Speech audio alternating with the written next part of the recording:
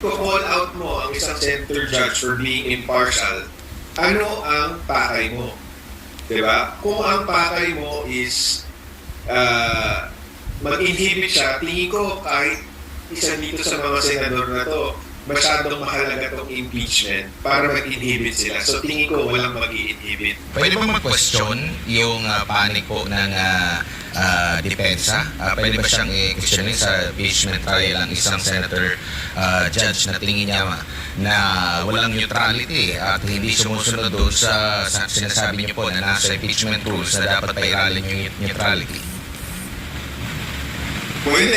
Pwede, pero magiging strategy question yan at Mark kung gagawin mo talaga yan or hindi. So, kunyari sa regular court, pag merong judge na tingin mo ay compromised or tingin mo ay unfair, hindi ka pinapanigan,